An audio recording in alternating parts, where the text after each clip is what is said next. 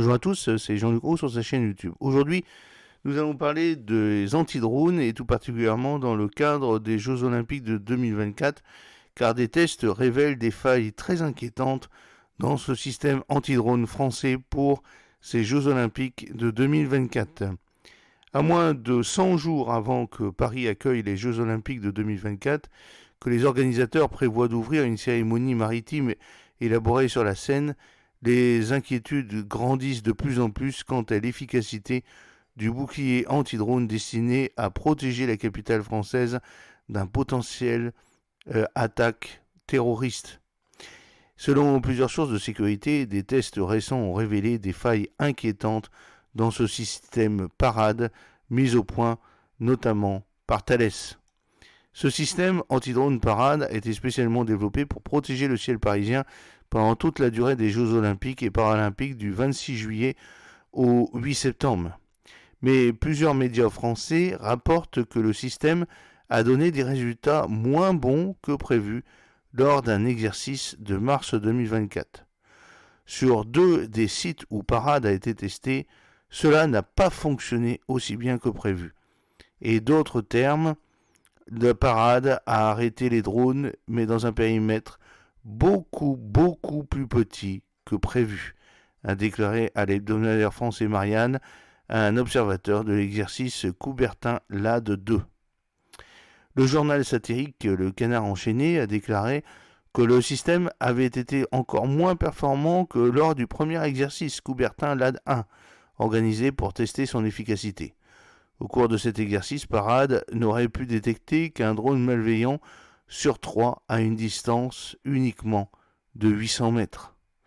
C'est très ennuyeux que cela soit rendu public, mais malheureusement, contrairement à la ligne officielle, les choses ne fonctionnent pas vraiment comme nous le souhaiterions, a déclaré à l'AFP une source sécuritaire de haut rang sous couvert d'anonymat début avril 2024. Destiné à détecter, identifier et neutraliser le scénario d'une nuée de drones chargés d'explosifs survolant les 300 000 spectateurs assis le long des 6 km de Seine lors de la cérémonie d'ouverture le 26 juillet 2024 relèverait du cauchemar pour la police française. Il existe environ 3 millions de drones en France, dont beaucoup sont privés, et la police et le ministère de l'Intérieur travaillent d'arrache-pied pour empêcher tout survol intempestif de la capitale. Les drones représentent une menace de très haut niveau car ils sont faciles à utiliser, ils sont très nombreux en France et leur transformation en arme est simple et très abordable. Cela ne nécessite pas beaucoup d'organisation logistique, a déclaré le consultant en défense Marc Chassillan.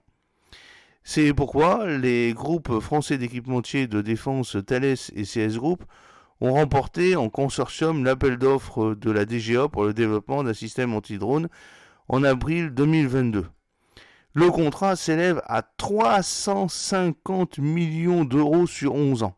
C'est une somme colossale pour un système anti-drone qui apparemment ne fonctionne pas très bien puisqu'il arrive à détecter les drones qu'à 800 mètres et qu'il arrive à en détecter que 1 sur 3.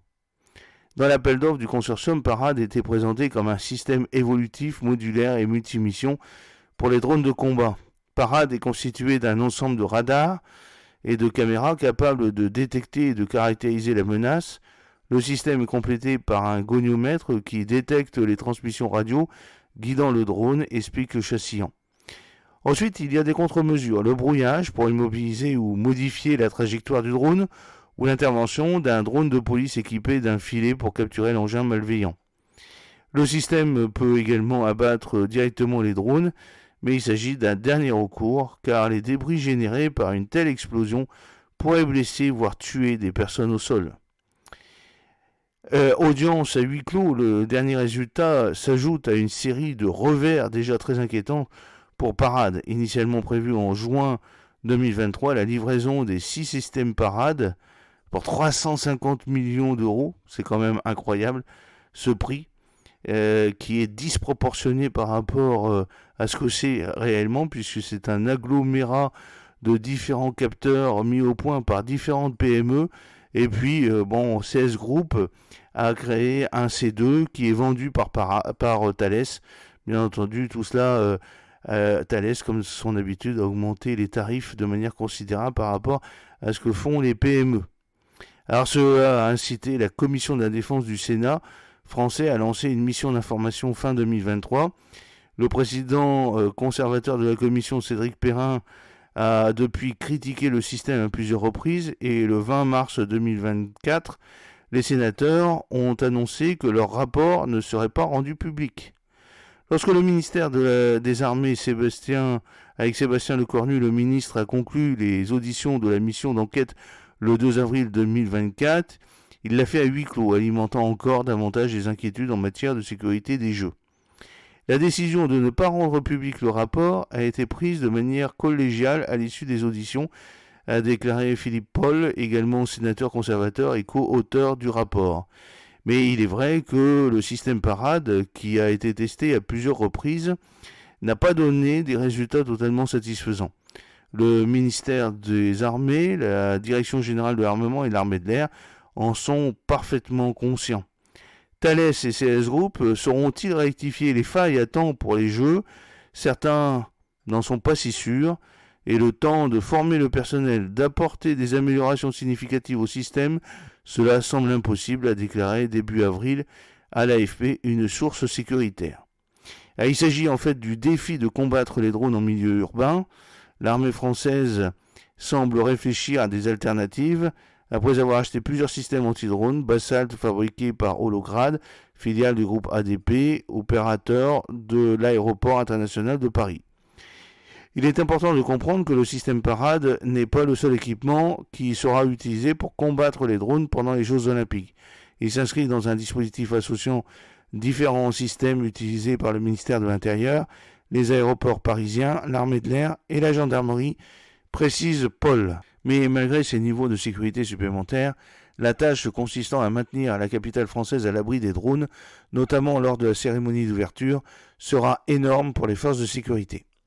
Pour un radar anti-drone, un environnement urbain est extrêmement difficile et nécessite un traitement du signal. Les arbres, les bâtiments et les monuments rendent la détection plus difficile car ils forment des obstacles qui font office d'écran et permettent aux drones d'apparaître au dernier moment. L'autre grande crainte, c'est l'essaim de drones et leur effet de saturation. Si 150 drones attaquent la foule lors de la cérémonie d'ouverture et que l'un d'entre eux passe à travers, cela suffit à gâcher la fête. D'autant que la scène est comme un canyon, avec de nombreuses rues perpendiculaires qui peuvent servir de couloir d'accès aux drones. Alors, c'est aucune menace directe. Pour l'heure, il est prévu de maintenir la cérémonie d'ouverture sur la scène, ce qui serait la première fois dans l'histoire olympique qu'elle se déroulerait en dehors d'un stade. Nous pouvons le faire et nous le ferons, a déclaré le président Emmanuel Macron dans un entretien accordé le 15 avril 2024 à BFM TV. Mais pour la première fois, le dirigeant français a évoqué un plan B et un plan C pour la cérémonie au cas où la menace sécuritaire deviendrait trop grande. Une option pourrait être de limiter la cérémonie à la zone autour du Trocadéro, de l'autre côté de la Tour Eiffel. Une autre alternative, dit-il, pourrait être de le déplacer au Stade national, le Stade de France. Les propos de Macron traduisent une certaine nervosité autour de la cérémonie, dont le nombre de spectateurs a déjà été réduit de moitié et sera soumis à certaines restrictions pour des raisons de sécurité. Il y a probablement un peu de panique car la date de la cérémonie d'ouverture approche à grands pas. Cela va se faire rapidement, mais il y a encore une marge de manœuvre si nous devons revoir à la baisse ou mettre en place un plan B, a déclaré le sénateur Paul. Mais en début de semaine, le ministre de l'Intérieur, Gérald Darmanin, a rassuré les journalistes en affirmant qu'aujourd'hui, il n'y a pas de réelle menace pour les Jeux Olympiques. Mais même si les Jeux ne sont pas directement menacés pour le moment, les guerres en Ukraine et à Gaza, ainsi que les tensions croissantes entre Israël et l'Iran, signifient qu'ils se dérouleront dans un contexte mondial particulièrement sensible. L'attentat terroriste meurtrier contre l'hôtel de ville de Crocus à Moscou le 22 avril 2024, revendiqué par le groupe État islamique, a également incité la France à relever momentanément son alerte sécuritaire au plus haut niveau. Je vous invite à aller voir une autre vidéo sur ma chaîne YouTube qui parle du système anti-drone de Technisolar, qui n'a pas été vendu en France, mais par contre qui est vendu partout à l'étranger. Cherchez l'erreur. Il coûte que 120 000 euros par rapport aux 350 millions d'euros pour 6 exemplaires du système Parade et pourrait faire apparemment la même chose. J'espère que cette petite vidéo vous a plu. N'oubliez pas de cliquer sur le pouce pour la promouvoir, de vous abonner si ce n'est pas encore fait et de partager cette vidéo sur vos réseaux sociaux. A très bientôt, fidèlement Jean-Luc O.